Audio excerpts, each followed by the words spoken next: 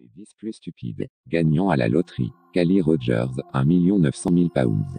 À seulement 16 ans, l'Anglaise Callie Rogers a gagné 1 900 000 pounds à la loterie.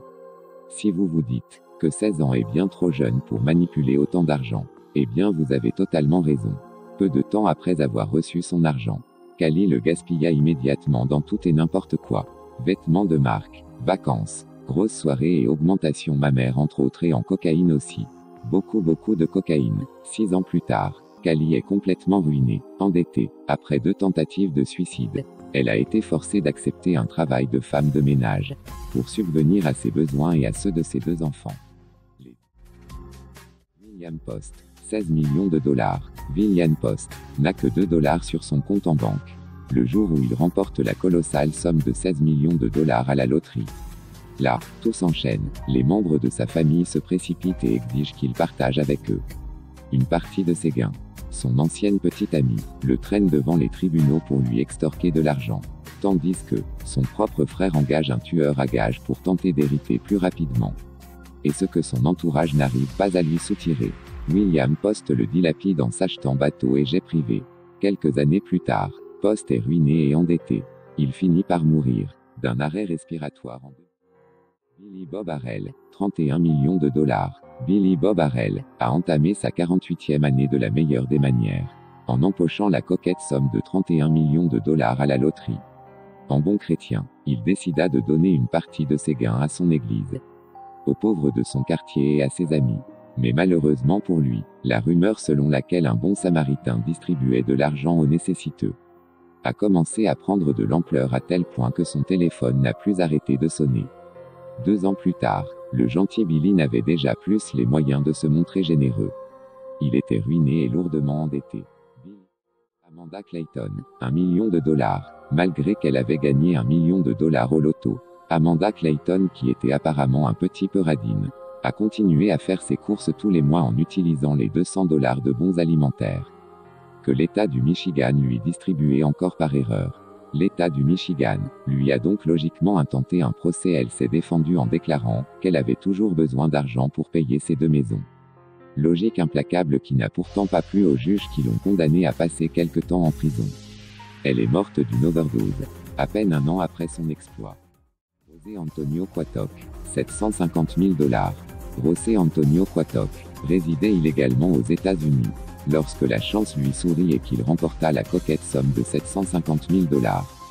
José estimant que vu qu'il vivait illégalement aux États-Unis, il n'avait probablement pas le droit d'aller encaisser cet argent et il demanda donc à son patron de le faire pour lui. Mais une fois l'argent empoché, le patron se dit qu'une si belle somme se porterait certainement beaucoup mieux dans son propre compte en banque et garda tout pour lui. José, fou de rage, traîna son employeur devant les tribunaux et lui intente un procès qu'il gagna. Puisqu'il n'existe bien évidemment aucune loi qui interdit à un étranger de jouer à la loterie. Seulement après avoir payé les frais d'avocat et de procédure, il ne restait quasiment plus rien des gains initiaux et les autorités américaines ont ordonné à José Antonio de quitter le pays immédiatement, sous peine de déportation. Il repartit donc au Guatemala, encore plus pauvre que lorsqu'il avait quitté. Denise Rossi, 1 300 000 dollars.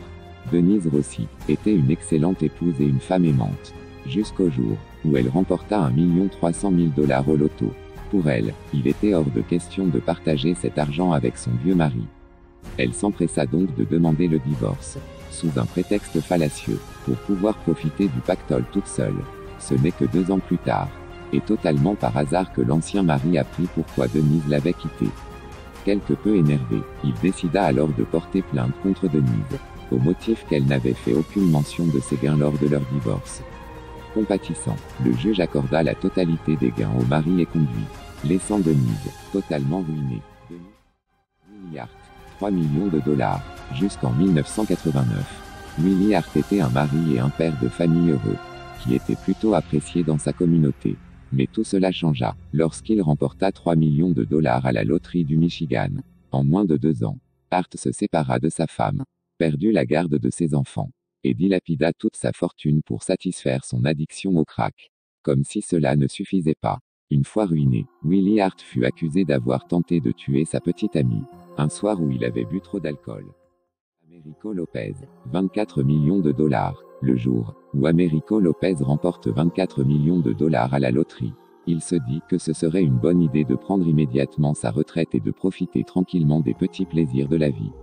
L'idée est excellente, mais Monsieur Lopez a ignoré un petit détail.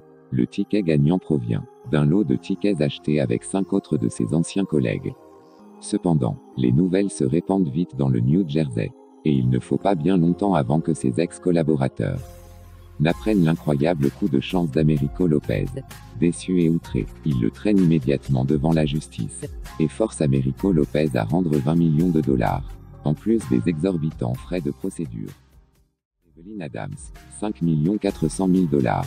Alors voici une femme qui a eu l'incroyable bonheur de gagner 2 fois la loterie en moins de 2 ans. Le total des sommes remportées s'élevait à 5 400 000 dollars. Vous vous dites sans doute qu'Evelyn Adams a considéré que la chance qu'elle avait eue n'arriva qu'à très peu de personnes au cours d'une vie et qu'elle s'est empressée de placer judicieusement l'argent qu'elle avait gagné. Raté, aussitôt son pognon empoché, Evelyn Adams a plutôt préféré se précipiter à Atlantic City pour jouer son argent sur les tables des 12 casinos de la ville. Mais aussi chanceuse qu'elle fut, sa bonne étoile a fini par la quitter, et Evelyn s'est vite retrouvée sans le moindre sou. Elle habite désormais dans une caravane. Michael Carroll, 9 700 000 pounds. En 2002, l'autoproclamé roi de la racaille Michael Carroll remporte le jackpot à la loterie nationale britannique. Pendant 8 ans, Carroll s'est mis à dépenser tout son argent dans la cocaïne, les compétitions de démolition de voitures, dans son propre jardin et les prostituées. Pourtant, après avoir vécu plusieurs années dans ce luxe affolant, Michael Carroll est depuis 2010 complètement ruiné et passablement alcoolique. Après avoir vainement tenté de récupérer son travail d'éboueur, il travaille désormais dans un abattoir.